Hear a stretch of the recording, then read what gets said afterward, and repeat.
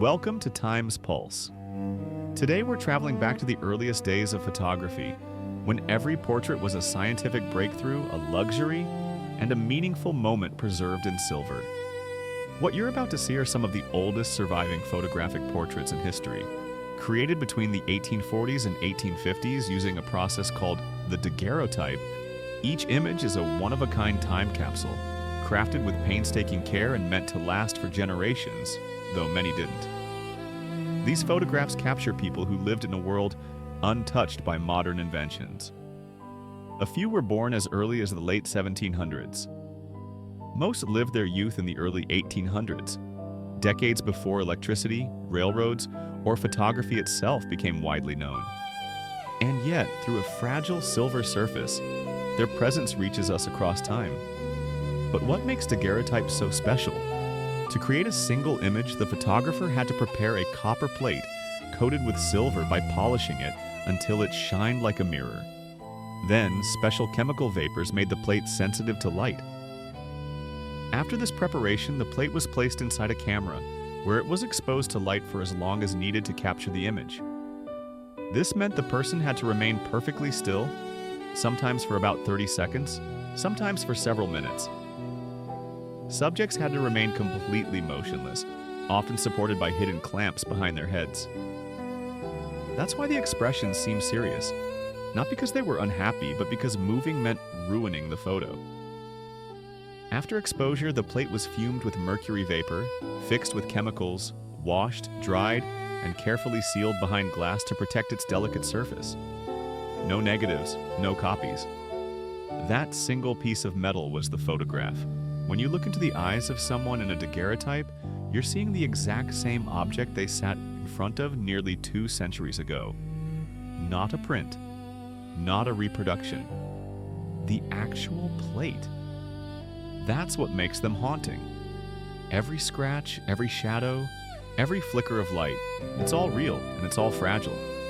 Even the lightest wipe could damage it forever. Some images are tarnished, others blurred, but each one carries more meaning than 1,000 digital photos. Many of these people are unnamed, some we know. Veterans, teachers, merchants, landowners.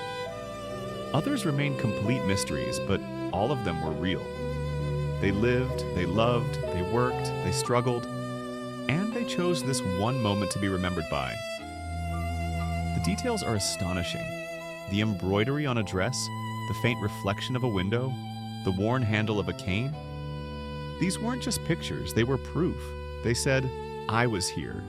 There's an elderly woman with a gentle face, a proud man holding a book, and an elderly couple posing together, their expressions reflecting a lifetime of memories and quiet resilience.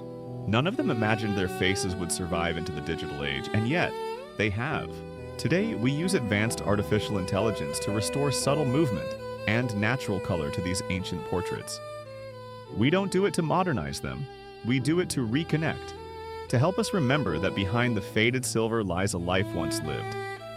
By restoring their portraits, we reconnect with their emotions, their dignity, their fatigue, their quiet strength. We hear the silence of the studio. We feel the tension of holding still. And in their eyes, we see something eternal. Photography was an expensive luxury, affordable only to those with sufficient means. Because of this, these portraits mostly show well-off individuals, landowners, professionals, and community leaders who could afford the luxury of having their image captured in this way. Daguerreotypes were created during a brief era, from the early 1840s to the late 1850s. After that, other photographic methods took over. That makes these portraits not only rare, but historically precious. Each one is irreplaceable. Each one is the only one of its kind. And because daguerreotypes reflect light like a mirror, their appearance changes depending on the viewing angle. Sometimes they look like ordinary photographs and other times like negatives. They seem to shift between being clearly visible and almost fading away, between memory and oblivion. That's what makes them so powerful. These portraits are not just history, they are a conversation across centuries. And today, by giving them motion, by adding subtle color, we're not altering the past, we're honoring it. Because remembering is a way of keeping them alive. When we animate these faces, we don't bring them into our time. We go into theirs. We approach their world slowly through crackled glass and chemical shadows, and we ask, what did they see? What did they hope for? What did they fear? The answers are never clear, but the connection is. Their stillness speaks. Their eyes reach out, and their silence, captured so long ago, still resonates. In some ways, these images are more intimate than even modern photos. They aren't filtered. They aren't curated. They are raw, truthful, and personal.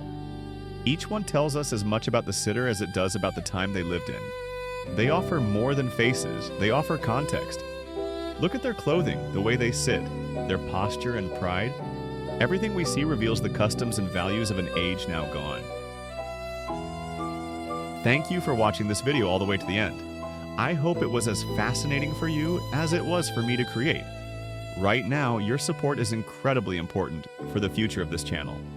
If you enjoy videos like this one, I kindly ask you to click the like button and subscribe. YouTube's algorithm makes it very hard for channels like this to grow without your support. So every like, every comment, and every subscription really helps. Thanks again, and see you next time.